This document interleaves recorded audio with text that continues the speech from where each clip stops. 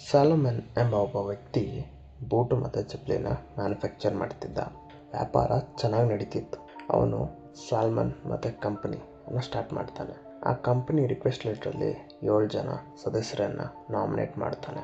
ಅವರು ಯಾರೆಂದರೆ ಸಾಲ್ಮನ್, ಅವನ ಹೆಂಡತಿ, ಮಗಳು ಮತ್ತು 4 ಜನ ಗಂಡ್ಮಕ್ಳು.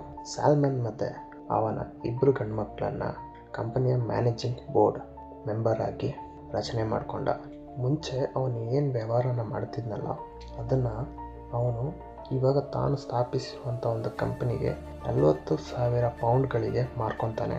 ಅದ್ರ ಜೊತೆಗೆ ಸಾಲೋಮನ್ನು 1 ಪೌಂಡ್ ವ್ಯಾಲ್ಯೂ ಇರೋ ರೀತಿ 20,000 ಶೇರ್ಗಳನ್ನ ಪರ್ಚೇಸ್ ಮಾಡ್ತಾನೆ. ಅದರ ಜೊತೆಗೆ 10,000 ಪೌಂಡ್ ಮೌಲ್ಯದ ಸಾಲ ಪತ್ರಗಳು ಅಂದರೆ ಕ್ರೆಡಿಟ್ ಬಾಂಡ್ನ ಪರ್ಚೇಸ್ ಮಾಡ್ತಾನೆ.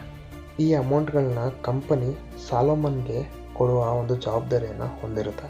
ಈ ಒಂದು ಸಾಲದ ಹೊಣೆಯನ್ನು ಕಂಪನಿಯ ಲಯಬಿಲಿಟಿ ಆಗಿ ಮಾಡಿದರು. ಇನ್ನುಳಿದ ಪ್ರತಿಯೊಬ್ಬ ವ್ಯಕ್ತಿ ಒಂದೊಂದು ಶೇರ್ ಆಗಿ ಹಂಚಿಕೊಂಡಿದ್ರು. 1 ವರ್ಷದೊಳಗೆ ಈ ಕಂಪನಿ ದಿವಾಳಿ ಆಯಿತು, ಅಂದರೆ ಲಾಸ್ ಆಗಿ ಮುಚ್ಕೊಂತು. ಕಂಪನಿ ಮುಚ್ಚೋ ಟೈಮಲ್ಲಿ ಅವ್ರ ಹತ್ರ 6,000 ರೂಪಾಯಿ ವರ್ತಿರೋ ಸ್ವತ್ತು ಮಾತ್ರ ಇತ್ತು. ಕಂಪನಿಗೆ ಇದ್ದ ಹೊಣೆಗಾರಿಕೆ ಏನಂತ ಹೇಳಿದ್ರೆ, ಮೊದಲನೇದಾಗಿ ಸಾಲೋಮನ್ಗೆ 10,000 ರೂಪಾಯಿ ಕೊಡಬೇಕು ಮತ್ತು 7,000 ಪೌಂಡನ್ನು ಇತರ ಸಾಲಗಾರರಿಗೆ ಕೊಡಬೇಕಾಗಿತ್ತು.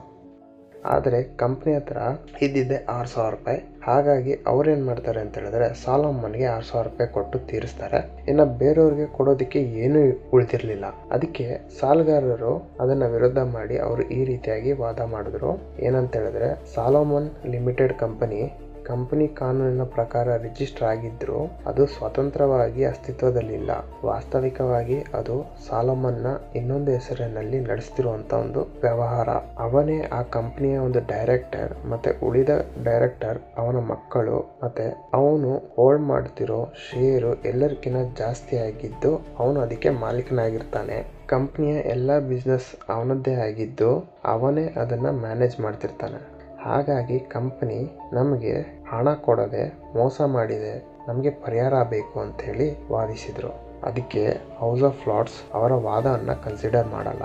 ಯಾಕೆ ಅಂತ ಹೇಳಿದ್ರೆ, ಸಾಲೋಮನ್ ಕಂಪನಿ ಕಾನೂನಿನ ಎಲ್ಲ ಕಂಡೀಷನ್ಗಳನ್ನು ಫುಲ್ಫಿಲ್ ಮಾಡುತ್ತೆ.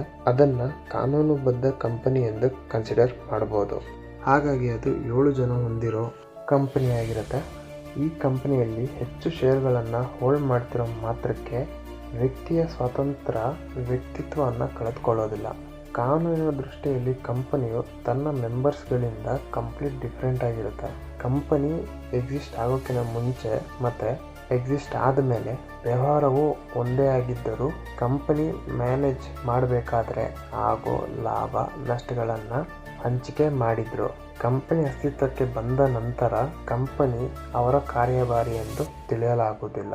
ಕಂಪನಿ ಕಾನೂನಿನಲ್ಲಿ ಮನವಿ ಪತ್ರಕ್ಕೆ ಸೈನ್ ಮಾಡಿದ ಸೇರಿರಬಾರದೆಂಬ ನಿಯಮಾಂತರ ಇಲ್ಲ ಅಂತ ಹೇಳಿ ಕಂಪನಿಯ ಸ್ವತ್ತುಗಳನ್ನು ಭದ್ರತಾ ಸಾಲ ಪತ್ರಗಳನ್ನು ಹೊಂದಿರುವವರಿಗೆ ಮೊದಲು ಪೇ ಮಾಡಿ ನಂತರ ಉಳಿದ ಇತರ ಸಾಲಗಾರರಿಗೆ ನೀಡುವಂತೆ ತೀರ್ಪನ್ನು ನೀಡಿತು.